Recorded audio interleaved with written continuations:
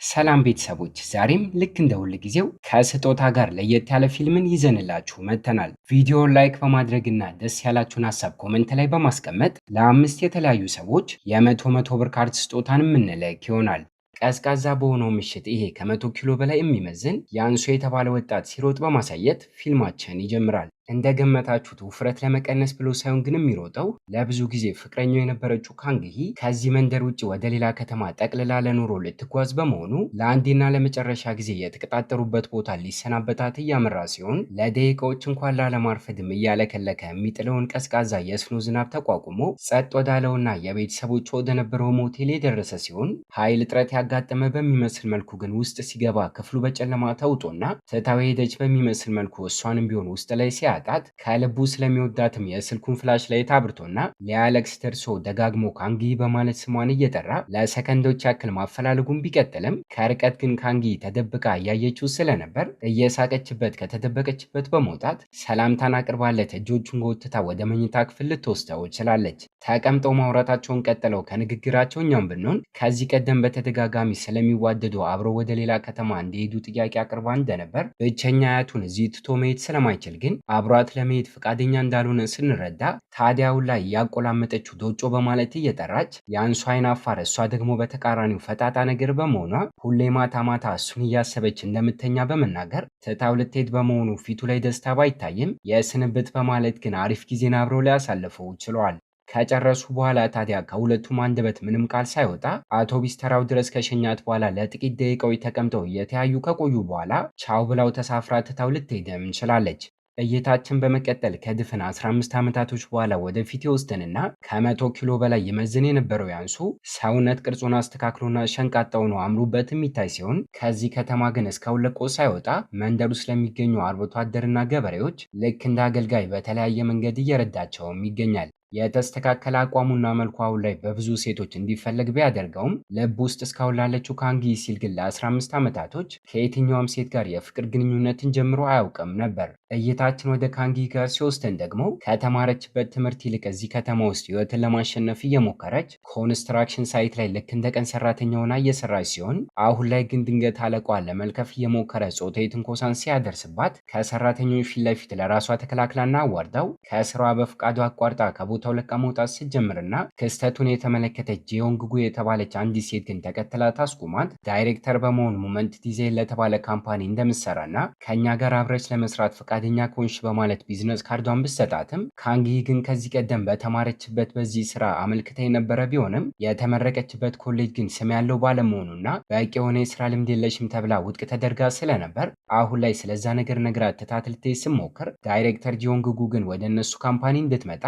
በአሁኑ ግን ስራውን እንደምታገኘው ቃል ስትገባላትና ካንግሂ ምድሏን ለአንዴና ለመጨረሻ ጊዜ ለመሞከር በቀጣዩ ቀን ላይ ወደ ካምፓኒው ስታመራ ከጸሐፊዋ ጋር አስቀድማ ተገናኝታም ለስራ ቅጥር እንደመጣችና ዳይሬክተር ጂዮንግጉ እንደላከቻት ብትናገርም ጸሐፊዋ ግን የእሷን ቦታ የምትነጥቃት በሚመስል መልኩ ገላምጣ ካየቻት በኋላ ለዲዛይነር ማናጀሩ ክብሯን የሚነኩ ቃላቶችን ቀላቅላና ስልክ ደውላ እየተናገረች ስለነበር የምትሰማውን ነገር መቋቋም የከበዳት ካንግሂ ከካምፓኒው ቀጥ ብላ ስትወጣና ብዙም ሳትርቅ ግን አደባባዩ ጋር ቆማ እያለ ከፊት ለፊቷ ወፍራም የነበረው ፍቅረኛዋ ያንግሱ በመምጣት ልክ እንደ መንፈስ ሆኖ የሚያነቃቋት ቃላቶችን ሲናገርና ገና በቅጡ ሳትሞክር ተስፋ መቁረጥ እንደሌለባት ብርታትም ስለሆናት ሀሳቧን ቀይራና አስፈሪ እስክትመስል ድረስ ሜካፖችንም ተቀብታ ካምፓኒ ውስጥ ተመልሳ በመግባት ጸሐፊዋን እንኳን ስታስደነግጣትና ፈቃድን እንኳን ሳትጠይቃት ዘው ብላ ካጠገቧ ወደነበረው ቢሮ በመግባትም ውስጥ ላይ ስፖርቶችን እየሰራች ከነበረችው ከዳይሬክተሯ ጋር ልትገናኝ ችላለች። በፈገግታ ተቀብላትና ተቀምጠው ማውራታቸውን ቀጥለው የስራ ሲቪዋን ካየች በኋላ ዳይሬክተሯም ካንግሂ ስራውን ካገኘች በእሱ ስር ተቀጥራ ስለምትሰራ ወደ ዲዛይን ማናጀሩ ጋር ስትወስዳት በባህሪው ንቀታም የሆነው ማናጀሩ ግን የስራ ልምዷን የተመረቀችበትን ዩኒቨርሲቲና ከዚህ ቀደም የቀን ሰራተኛ ሆና እንኳን ሰርታ እንደነበር ካየ በኋላ ግን ካምፓኒያችንን አትመጥኝም በማለት ውድቅ ሊያደርግባት ሞክሮ የነበረ ቢሆንም እድሜ ለዳይሬክተሯ ይባልና በእኔ ይሁንብህ ብላው ኃላፊነቱን እሷ እንደምትወስድ ለ3 ወራቶች ብቻ እንዲሞክራትና እድል እንዲሰጣት በ3 ወራቶች ውስጥ በምታሳየው አቋምም ቋሚ ሰራተኛ አድርጎ እንዲቀጥራት ስታስማማውና አስቀድማ ቃል እንደገባችላት ስራ እድሉንም ስትሰጣት ይታያል። በሌላ በኩል ያንሱ ደግሞ እስካሁን የእሷ ፍቅር ስላልወጣለት በየሳምንቱና በናፈቀችው ቁጥር የምትገኝበት ከተማ ጉዞውን እያደረገ ግልጽ ሆኖ የምትኖርበትን አድራሻ ባያውቅም ከተማ ውስጥ ግን አንድ ቀን ልንገናኝ እንችላለን ብሎ ማፈላለጉን ለብዙ ዓመታት የቀጠለ ሲሆን ከጓደኛው ጋር አሁን ላይ እንኳን ባህር ዳርቻ አካባቢ ተቀምጦ ስለዚህ ነገር እያወሩ ከ10 ሚሊዮን ሰው በላይ ከተማ ውስጥ በመኖሩ እሷን ማግኘት ከባድ እንደሆነ፣ ነገር ግን እድለኛ ሆነህ ብታገኛት መጀመሪያ ምን ታደርጋለህ ብሎ ሲጠይቀው ምላሹን የማያውቀው በሚመስል መልኩ ያንሱ ግን በጸጥታ ሊዋጥም ችሏል። ገና በመጀመሪያ የስራ ቀኗ ካንጊ ደግሞ በቀጣዩ ቀን ላይ ከማናጀሯ ጋር አዲስ ቪላን ወደ አስገነባ ከስተመራቸው ጋር ጉዟቸውን አድርገው ሶኪያንግ የተባለው ይህ ግለሰብ ኤስተር ለተባለ ሴት ልክ እንደ ስጦታ ቤቱን ለመስጠት በማቀዱ የቤቱን የውስጥ ኢንተረር ዲዛይን እንዴት መሰራት እንዳለበት ለማውራት የተገናኙ ሲሆን ፍላጎቱ ኖሯት ከልቧ ስራዋን የምትሰራው ካንጊ ግን በእሱ ምርጫ ሳይሆን ቤቱ መሰራት ያለበት ኤስተር የተባለችዋ ለወደፊት የምትኖርበት ሴት ልክ እንደ ፍላጎቷና እንደ ምርጫዋ ቢሰራ እንደሚሻል ሀሳብን በማቅረቧ ሶኪያንግ በዚህ ነገር ደስተኛ ቢሆንም አለቋና ማናጀሩ ግን ቀለል አድርገው መጨረስ የሚችሉትን ነገር ውስብስብ በማድረግዋ ኮስተር ብሎ እያያት ሊናደድባትም ችሏል። ሶኪያንግ በሀሳቧ በመስማማቱ ግን እነ ኤስተር እስኪመጡ ድረስ የሚጠጣ ነገር ልታመጣ ተልካ ካፌ ውስጥ ገብታ በነበረችበት ሳ ላይ እሷ ባታየውም ውስጥ ላይ በአጋጣሚ ግን ያንሱ ከጓደኛው ጋር ተቀምጦ ስለነበር ከርቀት ቢሆንም በጨረፍታ ተመልክቷት ፈዞ ሲቀርና መደናገጡን ከፊቱ ላይ ያስተዋለው ጓደኛውም ገዝታና ጨርሳ ከካፌው ለቃ እየወጣች ቢሆንም ዞር ብሎ ካያት በኋላ ግን ከሰመመኑ እንዲነቃ አድርጎት ተከትለው ሊያስቆሟት ቢሞክሩም ሳይሳካላቸው ቀርታ ግን ቸኩላና ፈጥና ስለነበር ልታመልጣቸው ችላለች። ከኤስተር ጋር ተመልሳና ተገናኝታ ስለ ዲዛይኑ ለደቂቆች ያክል ካወሩበት በኋላም ከስራ ውጪ በነበረ ወሬ ካንጊ እስክትገረም ድረስ ሶኪያንግ የኤስተር እጮኛ እንደነበር፣ በተራ ነገር አለመግባባት ላይ ደርሰው ስለተለያዩ ግን ከአጠገቡ ያለውን ግለሰብ አሁን ላይ እጮኛዋ አድርጋ ኤስተር እንደያዘች እና ሶኪያንግም ለሰርጋቸው ብሎ አሁን ላይ ቤቱን ልክ እንደ ስጦታ ሊሰጣቸው እንዳቀደ ልትረዳ ችላለች። ካንጊን ታዲያ ያስገረማት ለእጮኛው ስጦታ መስጠቱ ቢሆንም ከእሷ በተቃራኒው ሶኪያንግ ግን ሙሉ በሙሉ እርግጠኛ ባይሆንም ከዚህ ቀደም ግን ካንጊን የሚያውቃት በሚመስል መልኩ አፍጦ እያያትና ለማስታወስ እየሞከረም ይገኛል። ንግግራቸው አብቅቶ የስራ ሰዓቷን ከጨረሰች በኋላ ካንጊ ከኤስተር ጋር አስቀድመው ባቀዱት መሰረት እንቅልፏን ሳይቀር መስዋዕት አድርጋ ምሽቱን ዲዛይኑን ስትሰራ ስታድርና ለደቂቃዎች እንኳን ሳታርፍ በቀጣዩ ቀን ላይ ወደ ስራ ቦታ ጉዞዋንም አድርጋ ለዲዛይን ማናጀሩ የሰራችውን አሳልፋ ብትሰጠውም ከቁም ነገር እንኳን ሳይቆጥረው ግን የድሮ ነው የሚመስለው በማለት ውድቅ ሲያደርግባትና ከዲዮንግጉ ጋር በዚህ ጉዳይ ዙሪያ ቢሮ ውስጥ ተቀምጠው ማውራታቸውንም ቀጥለው ዲዛይኗን የወደደችው ዳይሬክተሯ አሪፍ ነው ብትልም ከእሷ በተቃራኒው እሱ ግን እያንቋሸሸና እያጣጣለው ስለነበር በሩ ላይ ቆማ እየሰማች የነበረችው ካንጊ ግልፍተኛ ባህሪ ስለነበረባት ንዴቷ መቋቋም ከብዷት ወደ ቢሮ ዘው ብላ ስገባና ስድብ የቀላቀሉ ቃላቶችን ማናጀሩ ላይ ጭናበትና ተበቅለው የሰራተኝነት መታወቂያ ባጇን በማስቀመጥ ከስሬ ለቅቄያለሁ ብላ ከካምፓኒው ለቃ ልትወጣ ችላለች። በድጋሚ ግን ተስፋ ስትቆርጥ ሁል ጊዜ ወደ እሷ ጋር በመምጣት እያነቃቃ ብርታት የሚሆናት ያንግሱ በድጋሚ አሁን ላይም ቢመጣም ሳታዳምጠው በአሁኑ ግን እሱን እንኳን ትታው ልትሄድም ችላለች። ከጥቂት ቀናቶች በኋላ እስከ ዛሬ ያንሱ ሲንከባከበው የነበረው ወንድ አያቱ እድሜው በመሄዱና በህመሙ አማካኝነት ህይወቱ ያልፋል። የቀብር ፕሮግራሙ እየተከናወነ ዘመድና ጓደኞቹ ካጠገቡ ሆነው እያጽናኑ ሲሆን ትመጣለች ብሎ ባይጠብቅም ድንገት ግን ካንጊ ስለተፈጠረው ነገር አውቃ ለቅሶ ለመድረስ ስትመጣና ያንሱ ሆድ ብሶት ስለነበር አፍጦ እያያትና እያለቀሰ ከቆየ በኋላ ከአንደበቱ ቃል ባይወጣም ሄዶ ድንገት ሲያቅፋትና ከ100 ኪሎ በላይ የነበረው ያ ሰውነቱ ቀንሶና ማንነቱ ተቀይሮ ስለነበር ግን ካንጊ እንኳን ተመልክታ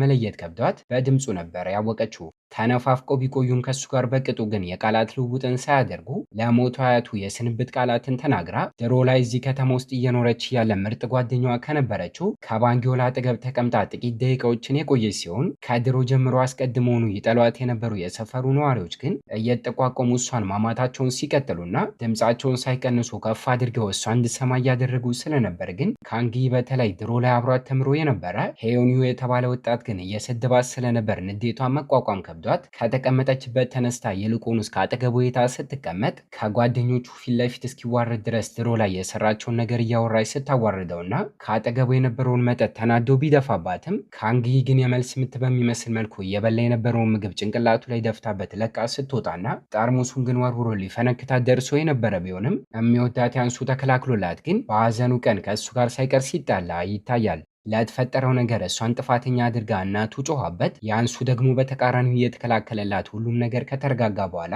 ፊልሙ መጀመሪያ ላይ ጣፋጭ ጊዜን ወዳሳለፉበት ወደዛ የቤተሰቦች ወደ ነበረው ሞቴል እንድታርፍበት ይዟት ሲሄድና ልክ እንደዛ ቀን የስኖ ዝናብም እየጣለ ስለነበር ሲሰነባበቱ ያለችውን ነገር ማስታወሷን ቀጥላ እዚህ ከተማ ውስጥም ሆነ ይሄ ሞቴል ውስጥ መኖሯን ከቀጠለች ቀን በቀን ህይወቷ በጨለማ እየተዋጠ እንደሚመጣና እዚህ መንደር በድጋሚ እንደማትመለስም ነግራው እንደነበር ትዝ ሊላትም ችሏል። ምሽቱ በዚህ መልኩ ከተጠናቀቀ በኋላም ሶኪያንግ በቀጣዩ ቀን ጠዋት ላይ ስልክ ደውሎላት ከእንቅልፏ ሲቀሰቅሳት ኤስተር የሷን ዲዛይን እንደወደደችውም ሲያሳውቃትና ካንጊ ግን ስልኳን እንኳን ከየት እንዳመጣው ግራ ብትጋባም ከስራዬ በፍቃድ ለቅቅ ያለው እኮ በማለት ግን ልዘጋበት ችላለች። ለጥቂት ደቂቃዎች ያክል ረጋ ብላ ካሰበችበት በኋላ ግን ከስራዋ ከለቀቀች በኋላ አልኮል መጠጥ ጠጥታና ሞቅ ብሎ አሰክራ ስልክ ደውላለት እሱን እንዲገናኙ በማድረግ ስላጋጠማት ነገር በሙሉ እያለቀሰች ሳይሆን እየሳቀች ነግራው እንደነበር ሶኪያንግም ተመስጦ እያያት በባህሪዋ እየተገረመ እንደመጣ ስንመለከትና ስካሩስ በሰዓቱ ስለነበረ ትዝ ባይላትም አሁን ላይ ግን አስታውሳው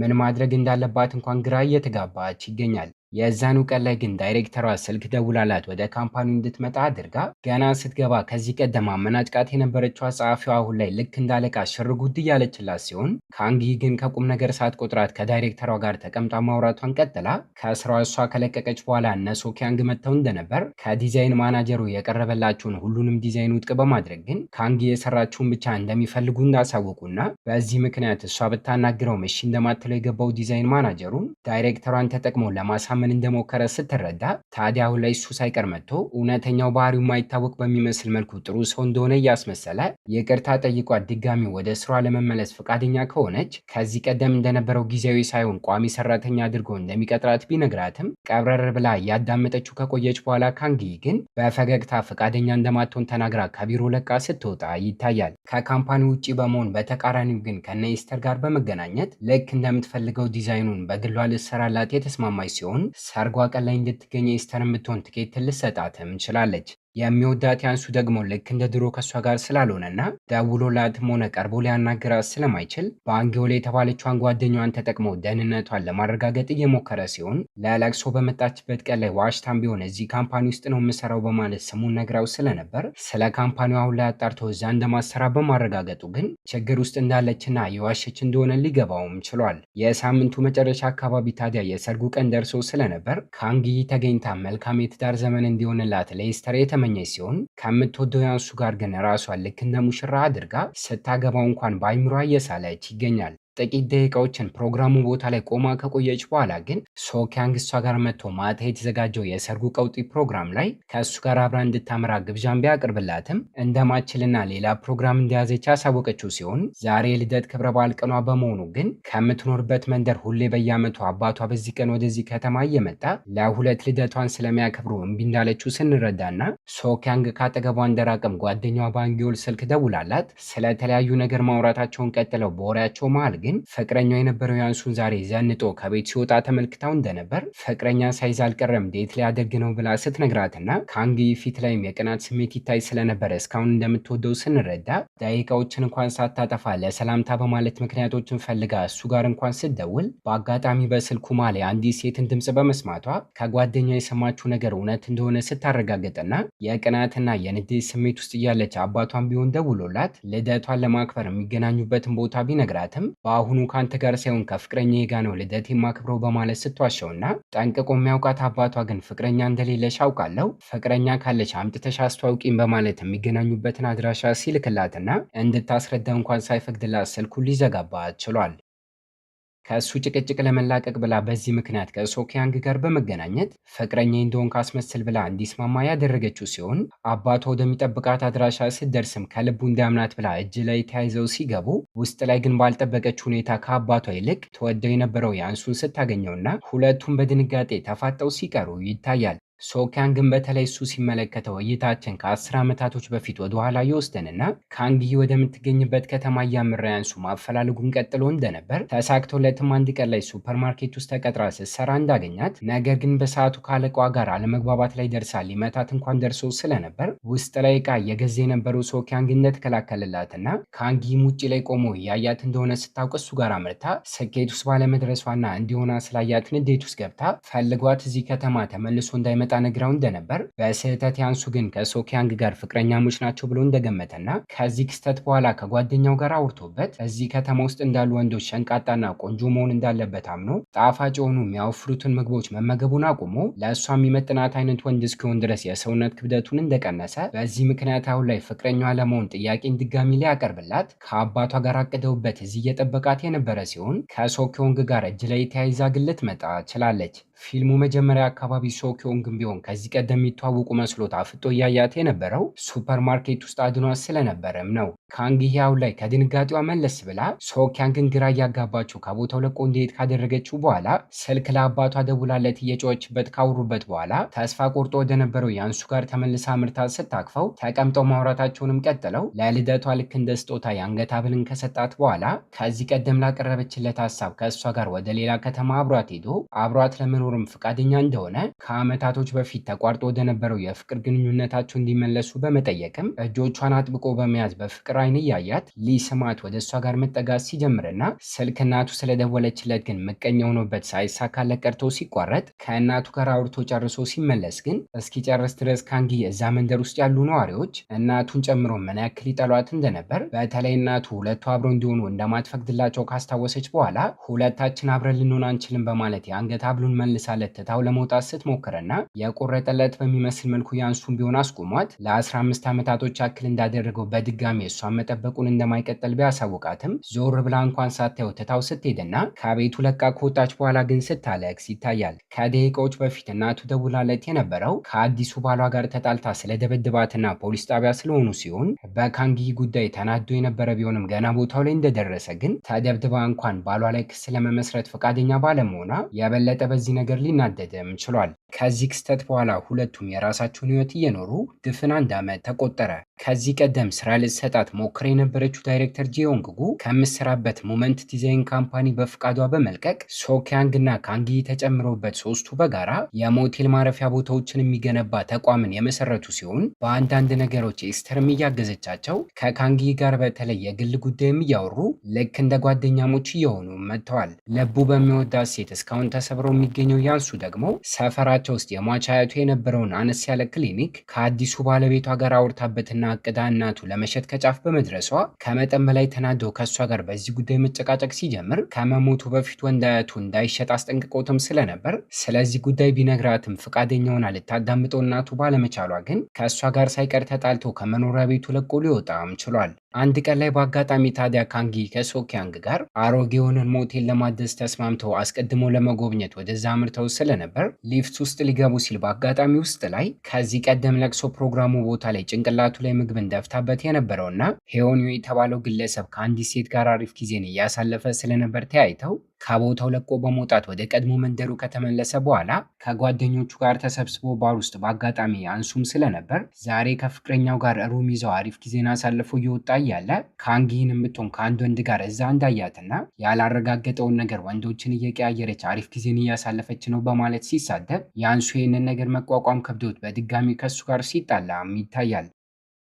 በቀጣዩ ቀን ላይ ግን በድጋሚ ካንግሂ አዲስ የስራ ሀሳብ ቀርቦላቸው ከዳይሬክተሯ ጋር ካወሩበት በኋላ የአጋጣሚ ነገር ሆኖ ስራውን ያገኘችው የትውልድ መንደሯ ጋር በመሆኑ ወደዛ መንደር ላለመመለስ ብላ ሀሳቧን ለመቀየር ስትሞክርና እነ ሶኪያንግ ስለ ስራ ጉዳይ ባወሩላት ቁጥር እምቢ ማለት ስለማችል ሰበብ እየፈለገች ከነሱ መራቅም ስትጀምር ተጠራጥሯት ሶኪያንግ ግን ሰው ቀጥሮ ላገኝ ነው በማለት ትታቸው በወጣችበት ሰዓት ላይ ከኋላ ኋላ ተከታትሏት ስለነበር ጓደኛዋ ከነበረችው ከባንጊዮል ጋር ስትገናኝ ሲመለከትና እየሮጠ እነሱ ጋር አምርቶ እቃዎችን በማውረድ ሳይቀር ሲረዳቸው ይታያል። ትቷቸው ከሄደ በኋላ ግን ካንግሂ አዲሱ ቤቷን ለእሷ እያሳየቻት ባንጊዮልም የረዳን ሰው ማን ነው ፍቅረኛሽ ነው ወይ በማለት እየጠየቀቻት ልታወጣጣት የሞከረችና እየቀለዱ ከቆዩ በኋላ ከወሬያቸው መሃል ግን ያንግሱ በድጋሚ ተነስቶ ስለ ደህንነቱ ካንግሂ በምጠይቃት ሰዓት ላይ ባልጠበቀች ሁኔታ አዲስ ሴትን እንደተተዋወቀና ሁለቱ ለመጋባት እያቀዱ እንደሆነ ወሬን ስትሰማ የድንጋጤና የጸጸት ስሜቷን ዋጥ አድርጋ ከጓደኛዋ ፊት ለፊት ምንም ምንም እንዳልመሰላት ለማስመሰል እየሞከረች ይገኛል። ከድፍን አንድ ሳምንት በኋላ ታዲያ የቆረጠላት በሚመስል መልኩ ስራውን ተቀብላ ወደዛ ከተማ ጉዞ ስትጀምር መንደር ውስጥ በአጋጣሚ ያንሱ ደግሞ ፍቅረኛው ናት ተብሎ ሲወራባት የነበረችው ናኑን መኪናን እንዴት ማሽከርከር እንዳለባት እያለማመዳት ስለነበር አዲስ በመሆኗ ለጥቂት ከፊት ለፊቷ እየመጣ ከነበረ መኪና ጋር ልትጋጭ ስትደርስና ይሄ ነገርም እንድደነግጥ አድርጓት ፈዛ በመቅረቷ ከመኪናው ያንሱ በመውረድ ይቅርታ ጠይቆ ተሸክሞ እያወጣት እያለ የአጋጣሚ ነገር ሆኖ ሊጋጩ የደረሱት እነ ካንጊ በመጡበት መኪና እንደሆነ ስንረዳ ሴትን አቅፎ ስትመለከትም ካንጊ ፍቅረኛዋ እንዳልነበረ ነገር ምንም ሳይመስላት ዞራ ግን ጉዞዋን ልትቀጥል ችላለች። ነገር ግን የዛኑ ቀን ምሽት በሚያስቅ ሁኔታ በህልሟ የሰርግ ፕሮግራማቸው ተከናውኖና እሷን ብትሆን ያንሱን ከማግባት ልታስቆመው ወደዛ አምርታ ሙሽራ የሆነችው ናኑን ጸጉሯን ስነጫት ስትመለከት ለእሷ አሰቃቂ ከሆነው ከዚህ ህልም ባና ስትነቃ ግን ከአጠገቧ ተኝታ የነበረችውን ጓደኛዋን በስህተት ተመስጣ ጸጉሯን እየነጨች እንደሆነ ልትመለከት ችላለች። ታዲያ ምሽቱ ነግቶ ከሶኪያንግ ጋር ስራቸውን ቀጥለው ዳይሬክተሯ በአጋጣሚ አደጋ አጋጥሟት የእሷን ቦታ ሳይቀር ካንጊ ሸፍና እየሰራች ሲሆን ጭራሹኑ ወደዚህ ከተማ የመጡት የቤተሰቦቿን ሞቴል ለማደስ በመሆኑ ፊቷን ተመልክተው እንዳያውቋት ሻርፓንም ቢሆን ጠቅለል ብላ ወደ ውስጥ ስትገባና አባቷ ግን በመጀመሪያ እይታ አውቋት አቀባበልን ሲያደርግላት ወደ እንግዳ ማረፊያና ሆቴልነት ለመቀየር በማቀዳቸውን ተቀምጠው ስለ ስራ ጉዳይ ማውራታቸውን ሲቀጥሉና ገና ሕፃን ከነበረችበት ጊዜ ጀምሮ ሁለቱ ይመኙት እንደነበረውም የመዋኛ ገንዳን እንኳን ለመገንባትም እያቀዱ ይገኛል። ጨርሰው ከቦታው ለቃ ከወጣች በኋላ ግን መኪናቸው ከያንሱ ጋር ሊጋጭ ደርሶ የነበረበትን ክስተት ማስታወሷን ቀጥላ ያቺን ሴት አቅፎ ከተመለከተችው በኋላ ምንም እንዳልመሰላት ትታው ለመሄድ ብትሞክርም ያንሱ ግን ተከትሎ በማስቆም እዚህ ምን ትሰሪያለሽ ብሎ ጠይቋት እንደነበር፣ ለስራ ጉዳይ ወደዚህ መንደር ተመልሳ እንደመጣች እስከ አዲስ ዓመት ድረስም እዚህ መቆየቷ ስለማይቀር ለሰፈር ሰዎች እንደመጣች እንዳይናገር ነግራው ትታው እንደሄደችና ከእሱ ጋር ከመገናኘቷ በፊት የነበረው የደስታ ስሜቷ ድንገት በመጥፋቱ ሶኪያንግ ግን የመጀመሪያ ፍቅሯ እንደሆነ ተረድቶ ስለዚህ ጉዳይ እየጠየቃት ሲሆን የፍቅር ታሪካቸውንም መናገሯን ቀጥላ ገና ኤሌመንተሪ ተማሪ በነበሩበት ጊዜ ድንገት ወደ እሷ ጋር መጥቶ ከአጠገቡ መቀመጥ ከጀመረችበት ጊዜ ጀምሮ ከእሷ ፍቅር እንደያዘው ወፍራም በመሆኑ ሲታይ አስጠሊታ እንደሆነ እንደሚያውቅ ለእሷ ሲል ግን ለመቀየር ዝግጁ እንደሆነም እንደነገራትና ካንጊ ግን ግልጽነቱ ደስ ብሏት ጉንጮቹን ልክ እንደ ሕፃን ልጅ ሄዳ እየነካችው አስጠሊታ እንዳልሆነ በመናገር ያኔ የፍቅራቸው መስመር ሀብሎ እንደጀመረ ጊዜያቶች ተቆጥረው ካደጉና ከተለያዩ በኋላ እንኳን ከአጠገቧ ባይኖርም ስደክም ግን ሲያበረታት እንደነበር ለሶኪያንግ ነግሯለች። አስቀድማ ሊያንሱ እንደመጣች በሚስጥር እንዲይዘው ብትጠይቀውም ከእሷ አንደበት ባይወጣም መንደሩ ግን ትንሽ በመሆኑ ወሬ በአንድ ጊዜ ተሰራጭቶ ወሬና ሜት ማምረቻ የሆነ አንድ የሴቶች ፀጉር ቤት ውስጥ እንደ ጉድ እየታማ ሲሆን ካንጊ አሁን ላይ ተቀይራ ወደዚህ እንደመጣች በአጭር ጊዜ ውስጥም ህይወቷን ቀይራ ሀብታም እንደሆነችና ሶኪያንግ የተባለ አብራት የመጣ ሰውም እንዳለ የሀገራቸው ዋና ከተማ ውስጥ አሉ ከተባሉ ሀብታሞች መካከል እሱ ደግሞ አንደኛው እንደሆነና ካንጊን ያገባት ሰው ህይወቱ ሊቀየር ይችላል በማለት ማውራታቸውን ሲቀጥሉ ውስጥ ላይ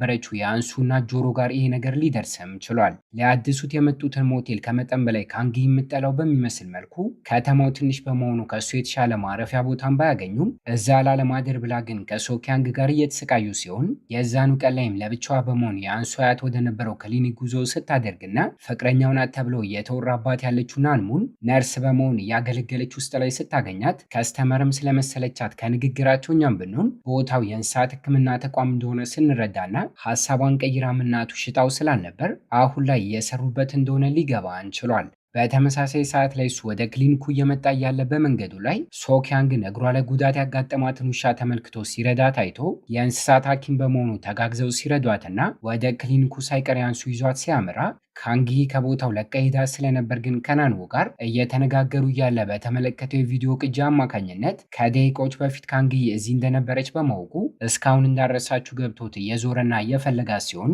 ሳያገኛት ቀርቶ ግን በሚያስቅ ሁኔታ ካንጊ በሰዓቱ ቅርቧ ላይ ወደሚገኝ ባር ጉዞዋን አድርጋ አልኮል መጠጥ በመጠጣት ሰክራ ስለ ነርሷ ናንሙ ቁንጅና እያስታወሰች በመቅናት ስቅስቅ ብላ እያለቀሰችም ይገኛል። ከሰዓታቶች በኋላ ምሽት አካባቢ ግን ሊያንሱ ስልክ ተደውሎለት አድራሻዋ ስለተነገረው ሄዶ ሲያገኛት አብዝታ ጠጥታና ሙሉ በሙሉ ሰክራም ስለነበር እግሩ ላይ ስተኛና ተሸክሞና አዝሎ እሱ ግን የምትለፈልፈውን ነገር እየሰማ ወደምታርፍበት የአባቷ ሞቴል ይዟት ሲሄድና አስተኝቷት ከክፍሉ ለቆ ለመውጣት ቢሞክርም ጎትታ ካጠገቧ አስቀምጣው ግን ልክ እንደ ድሮ ፍቅር ውስጥ ባሉበት ጊዜ እንደምጠራው ዶጮ ብላ እየጠራችው ከዚህ ቀደም ገብተልኝ የነበረውን ቃላት ፈክ ለምን ውፍረትን ቀነስክ? ከእኔ ውጭ ከሌላ ሴት ጋር ለምን ስቴት ወጣክ በማለት ስትወቅሰውና በዝምታና በስስት ግን ያንሷ ፍጦ እያያት ይገኛል። ሶኪያንግ ደግሞ በሌላ በኩል ትመጣለች ብሎ እየጠበቀ ስለቆየችበት እንደጠፋች እንኳን አስቦ ፖሊስ ጣቢያ ጥቆማን ሲያደርግና ያለችበትን አድራሻ በመጨረሻ ግን አጣርቶ እሷ ጋር ሲያመራ ለብዙ ጊዜ ያክል እስካሁን ሳትነግረው ብቆይም ይሄ ቦታ ግን የቤተሰቦቿ እንደሆነና አባቷን ቢሆን ፓርክ እንደሆነ ሊገባው ችሏል። ምሽቱ ተጠናቆ በቀጣዩ ቀን ጠዋት ላይ ከእንቅልፏ ስትነቃ ግን ትላንትና ማታ ያደረገችው ነገር ትዝ ብሏት የእፍረት ስሜት ሲሰማት ከክፍሉ ለቃ ስትወጣ እንኳን ከክፉ ነገር ሊጠብቃት በማለት ሶኪያን ግን በሯ ላይ ተቀምጦ እየጠበቃት ስታገኘውና ቆፍጠን ብላ ምንም ነገር እንዳልተፈጠረ ግን ተሰብስበው በጋራ ቁርሳቸውን ሊመገቡ ችለዋል። ከዚህ ክስተት በኋላ ታዲያ ሶኪያንግ ትላንትና ከመንገድ ላይ ያነሳውን ውሻ ለመጎብኘት ብሎ ወደ ክሊኒኩ ከካንጊ ጋር አብሮ አምርቶ ስለነበር ትኩረቷን እሷ ያንሱና ነርሷ ላይ አድርጋ ተቀራርበው ሲሳሳቁ ባየች ቁጥር የምታደርገው ነገር ሲጠፋት ሶኪያንግ ጭራሹኑ ከቦታው ለቀው እየወጡ እያለ ሁለቱ ጥንዶች ያምራሉ ብሏትም ስለነበር የበለጠ እያስቀናት ይገኛል። አውቆ ያንሱ እየተከታተለ የሚያደርገው በሚመስል መልኩ ግን በድጋሚ ጣፋጭ ነገሮችን ካፌ ውስጥ ተቀምጣ እየበላች እያለ ከነርሷ ጋር እየተሳሳቁ ወደ ውስጥ ገብተው አይስክሬም ሲገዙ ስትመለከትና ፍቅር ውስጥ እያሉ ከእሱ ጋር ያሳለፈቻቸውን ጊዜ ካስታወሰችን በኋላ መቋቋም ከብዷት ከካፌው ለቃ ከወጣች በኋላ ለብቻዋ ተቀምጣ ማልቀሷን ስቀጥልና ድሮ ላይ እኔ የምወደውን አይስክሬም ነው የገዛላት ብላ እያጉረመረመችም እያለ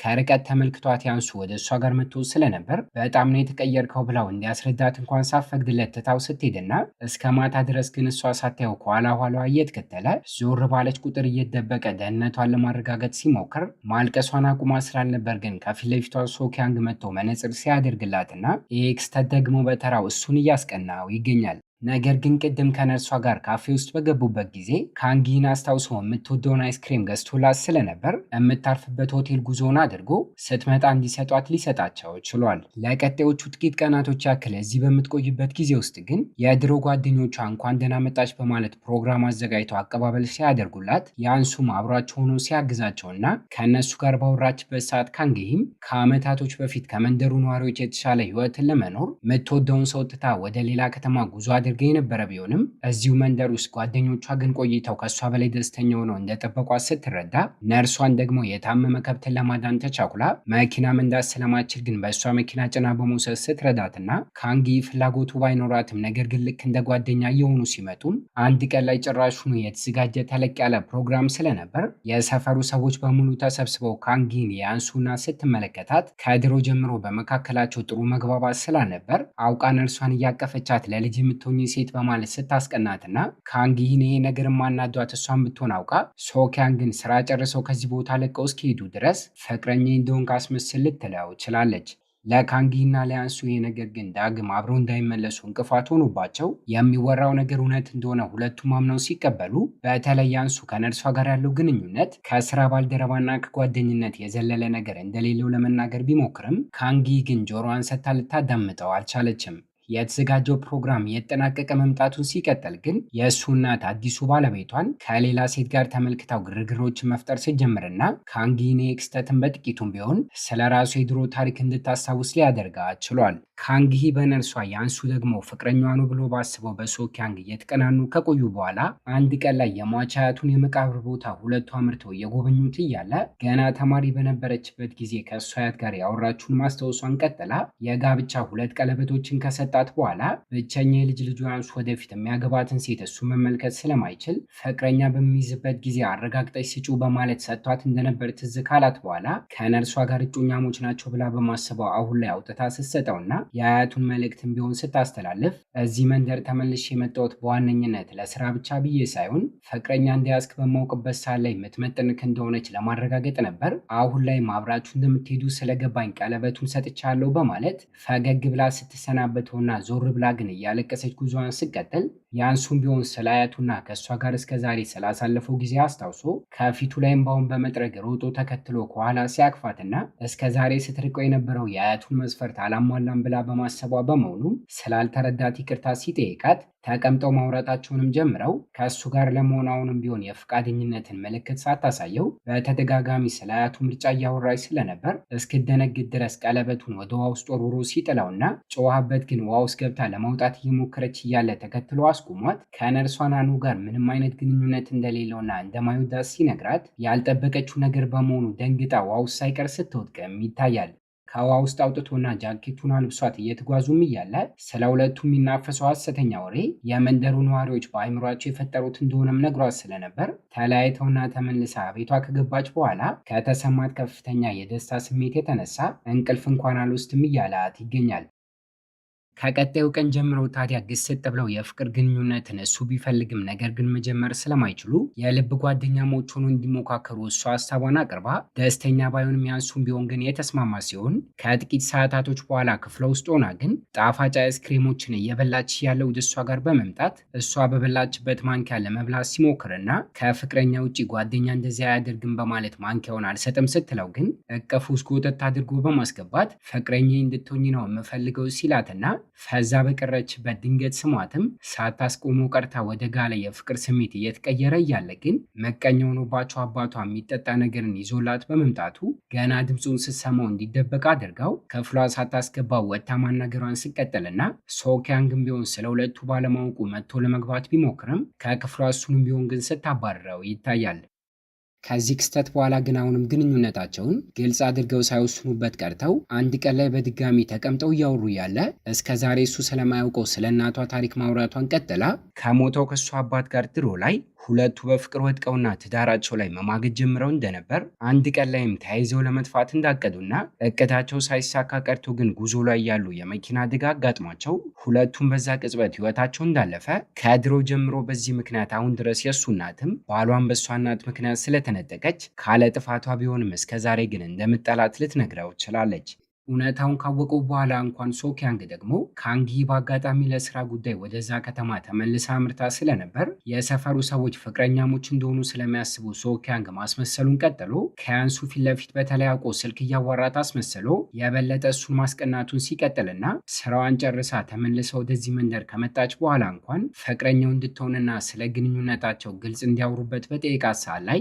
ስለተሳሳሙ የተቀየረ ነገር እንደሌለና አሁንም ጓደኛሞች እንደሆኑ እዚህ ከተማ ውስጥ ያለውን ስራዋን ከጨረሰች በኋላ ወደ መጣችበት ከተማ መመለሷ እንደማይቀርና ክሊኒኩንና ስራውን ትቶ እሱ ደግሞ አብሯት ሊሄድ ስለማይችል ፍቅረኛሞች መሆን እንደማይችሉ በመናገር ልቡን ስትሰብረው መጫወቻውን እንደተቀማ ሕፃን ልጅን በንግግሯ ተናዶባት ከቀጣዩ ቀን ጀምሮ እንደማይተዋወቁ ነገር ሲርቃትና ስጦታዎችን እንኳን ገዝታ ስታመጣለት ለፍቅረኛሽ ስጪው በማለት አልቀበልም እያላት ይገኛል።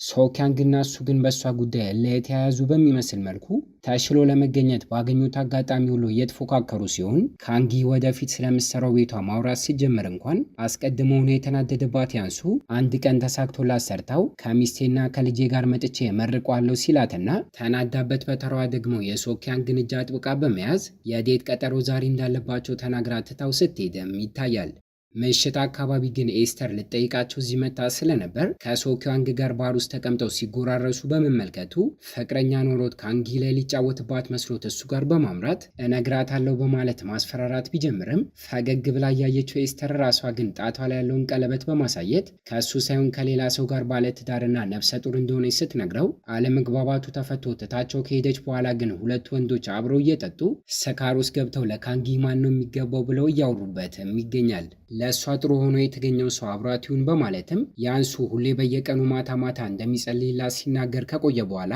ምሽቱ ተጠናቆ በቀጣዩ ቀን ጠዋት ላይ አንድ አልጋ ላይ ጎን ለጎን ተኝተው የነቁ ሲሆን ቢደናገጡም ካሁን በኋላ ግን ጓደኛሞች ለመሆንም ሊስማሙ ችለዋል። ክሊኒኩ ስለምትገኘው ለናንዎ ግን በያንሱ ስም ለፍቅረኛሞች የተዘጋጀ የኮንሰርት መግቢያ ትኬትና አበባ ተልኮላት እየወደደ መጥቶ ነው ወይ በማለት ግራ ተጋብታ ከባንጊዮል ጋር ስለዚህ ጉዳይ እያወራችበት ሲሆን ያንሱ ግን በሰዓቱ ከእናቱ ጋር እያወራ ስለነበር አበባውንና ትኬቱን የላከችው እናቱ እንደሆነች ሊገባው ችሏል። ምሽት አካባቢ ታዲያ ነርሷ አበባውን ይዛ ቤት እየተመለሰች እያለ ከካንጊ ጋር በአጋጣሚ በመንገዷ ላይ ተገናኝታ ያንሱ እንደላከላትና ስለ ሁሉም ነገር ስትነግራት ካንጊ ፈገግ ብትልም አጠገቧ ከራቀች በኋላ ግን በንዴት የመጠጡን ጣሳ ሳይቀር ስትጠልዘው ይታያል። የዕጣ ፋንታ ነገር ሆኖ ግን በቀጣዩ ቀን ላይ ሁለቱም ለጉዳይ እሷ ወደምትኖርበት ከተማ መጓዝ ስለነበረባቸው በአንድ ባስ ሲያመሩ ጎን ለጎን ተቀምጦ ስለ ድሮ ታሪካቸው እያወሩ እንቅልፏ ሲመጣባት ትከሻው ላይ ጋደም እያለች ሲደርሱና ለከተማው አዲስ በመሆኑ እሷ እንደምታስጎበኘው ብትናገርም ትታው ከሄደች በኋላ ግን ለብዙ ዓመታት እሷን ለማግኘት ሲመላለስ ስለነበር ከእሷ በላይ አውቆት እየመራት እንድትገረም ሲያደርጋት ፍቅር ውስጥ ባይሆኑ ሲያወሩም ልክ እንደ ጓደኛሞች ግን እየተመገቡና አሪፍ ቀንን ሲያሳልፉና የእሷ ቤት ውስጥ ልታስጎበኘውና ለማረፍ ከገቡ በኋላ ግን ጥቂት ደቂቃዎችን እያወሩ ቆይተው ራሷንና ስሜቷን መቆጣጠር ከብዷት ልስመው መጠጋት በሚጀምርበት ሰዓት ላይ ጓደኛሞች እኮ አይሳሳሙን በማለት ገፍትሮ ግን ሲያገረጣትና በሞከረችው ነገር እንድታፈርም ሲያደርጋት ደንግጣም የሚጠጣ ነገር ልግዛ በማለት ወደ ሱቅ ትታው ስትሄድና ከአልኮል መጠጦቹ አጠገብ ተቀምጦ የነበረውን ኮንዶም አፍጣ እያየችም እያለ እቤት ውስጥ የነበረው አምፖል በመቃጠሉ ስልክ ደውሎላት አዲስ ገዝታ እንድትመጣ እየነገራት ቢሆንም ትኩረቷ በሙሉ ኮንዶሙ ላይ በመሆኑ ግን በተሳሳተ መንገድ ተረድታው አንድ ይበቃል ወይ በማለት በዛ አድርጋ ጨምራ ይዛ ልትገባም ችላለች። በሚያስቅ ሁኔታ ታዲያ አምፖሉ ሲላት በስልክ ሲያወሩ በተሳሳተ መንገድ እንደተረዳችው ገብቷት ምክንያቶችን ደርድራ ረሳሁት በማለት ስታስቀይስ ከእሷ ይልቅ እሱ ሄዶ በድጋሚ ገዝቶ ሲመጣና የተቃጠለውን አምፖል እየቀየረውም እያለ ተቀምጣ ከታች ወደ ላይ እያየችው ከመጠን በላይ እየተመሰጠችበት ይገኛል። ከጨረሰ በኋላ ግን ሌላ ማብራትን ካጠገባቸው አብርቶ አስቀምጦ ድንገት ባልጠበቀችው ሁኔታ ከኔ ጋር አብረሽ ማደር ትፈልጊያለሽ ብሎ ሲጠይቃት ይህ ክስተትም ፊልሙ መጀመሪያ አካባቢ ከ15 ዓመታት በፊት ትታው ልትሄድ ስትል ጠይቀው እንደነበር ትዝ ሲላትና ሊያስታውሳት አስቦ እየቀለደባት እንደሆነ ስለገባት ግን ጉንጮቹ ልክ እንደ ድሮ እየቆነጠጠችው ይገኛል። ተቀምጠው የገዙትን አልኮል መጠጥ አንድ ሁለት እያሉ ሞቅ ካላቸው በኋላ ግን ልክ እንደ ድሮ እሱን የምትወደው ወፍራም ሲሆን ብቻ ከሆነ ለእሷ ሲላውን ላይም ቢሆን ወፍራም ለመሆን ዝግጁ እንደሆነ ሲነግራትና እግሮቹ ላይ ጎትቶ ካስቀመጣት በኋላም እሱ ደግሞ በተራው ሊስማት መጠጋቱን ሲቀጥል መጸዳጃ ቤት ልጠቀም በማለት አስቁመው ከሄደች በኋላ ግን የበለጠ ለመመሰጥ ሽቶዎችን ተቀብታ ብትመለስም ሰክሮ ስለነበር ግን መሬቱ ላይ እንቅልፍ ወስዶት ልታገኘው ችላለች። ምሽቱ ተጠናቆ በቀጣዩ ቀን ላይ ታዲያ ከእንቅልፉ በመንቃት ትላንት አብሮ ባለማደራቸው ግራ እየተጋባ ሲሆን ከኪሱ ኮንዶምን ሲያወጣ ሳይቀር አምፖል ለመግዛት ባመራበት ጊዜ በዛው ገዝቶት እንደሆነ ሊገባ ችሏል። ከ15 ዓመታቶች በፊት ትታ ወደዚህ ከተማ ስትመጣ አብሬሽ መጥቼ ቢሆን ኖሮ ምን ይፈጠራል የሚለውን ነገር ለመለየት ቀኑን ሙሉ ዛሬ የተለያየ ነገር እያደረጉ አብረው ሲያሳልፉ፣ በተቃራኒው እናቱ ግን ከነርሷ ጋር ኮንሰርት ቦታው ላይ አብሮ እንዳልሄደና ከምጠላት ካንጊ ጋር አሁን ላይ አብሮ እንዳለ ባወቀችበት ሰዓት ላይ ስልክ ደውላ ከልጄ ጋር አብረሽ እንድትሆኝ አልፈቅድም ብላ ስጮህባትና በመቀጠል ደግሞ ወደ አባቷ ፓርክ ጋር ጉዞዋን አድርጋ ስለ ልጆቻቸው ግንኙነት ጉዳይ እሱን ጥፋተኛ አድርጋ ስጮህበትና ከሌላ ከተማ ፍቅረኛን ይዛ መጣ በልጅ ስሜት ደግሞ አሁን ላይ ለመጫወት እየሞከረች ነው። ካንጊ በአጠቃላይ ልክ እንደ እናቷ ናት ብላ እየወቀሰችው ይገኛል። ጉዳያቸውን ጨርሰው ሁለቱም ወደ መንደሩ ከተመለሱ በኋላ እንኳን የልጇን ትኩረት ለማግኘት ብላ እናቱ ሆስፒታል ታማ የገባች ሳይቀር በማስመሰል ከካንጊ ጋር ያለውን ግንኙነት ለምና እንዲያቋርጥ ብትጠይቀውም ድሮ ላይ በተፈጠረው ነገር አማካኝነት ጥፋተኛ ያልሆነችው ካንጊ መቀጣት የለባትም በማለት ግን ከልቡ ያችን ሴትም እንደሚወዳት አስረድቶ በተቃራኒው እሷ ጋር በማምራት ግልጽ አድርጎ እንደወደዳት ተናግሮ የፍቅር ግንኙነትን ተቀብለው ጭራሹኑ ሊጀምሩም ችሏል።